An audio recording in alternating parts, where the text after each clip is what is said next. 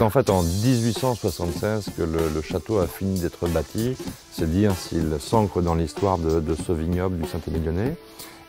Alors c'est un château de facture assez classique, comme le veut cette façade, qui est la façade qui se trouve sur l'étiquette du Grand Vin. Et je dirais que depuis cette époque, le vignoble s'est allé sur 50 hectares. Aujourd'hui, il n'en fait plus que 30. Le vignoble a été partagé à la faveur en fait, d'une succession. Il est encépagé en fait, de manière assez classique aujourd'hui. Une large proportion de merlot, 80% de merlot, mais tout de même 20% de cabernet franc. Pas de sauvignon. Et depuis cette année 2011, nous avons redémarré des vins blancs au château de Lussac avec une première parcelle de sauvignon blanc qui sera suivie l'an prochain de sémillon et de sauvignon gris.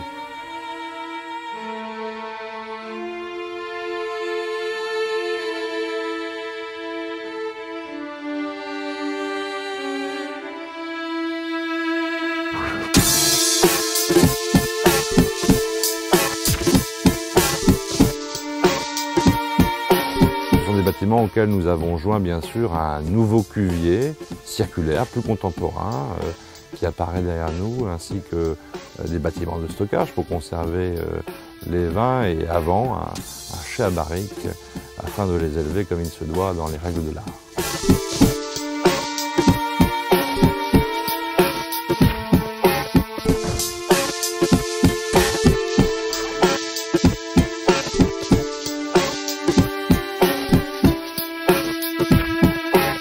Les vins du château de Lussac, le grand vin du château de Lussac est un vin typiquement bordelais, un vin donc d'assemblage, et c'est une notion qui compte chez nous. 80% de merlot, 20% de cabernet franc, élevé je dirais entre 14 et 18 mois selon les millésimes.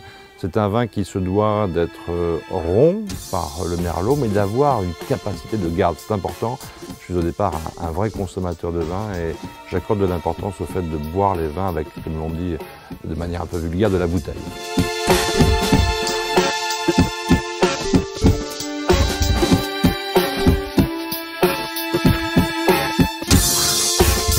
Et le château de Lussac ne serait pas un vrai château bordelais s'il n'avait pas cette capacité d'accueil.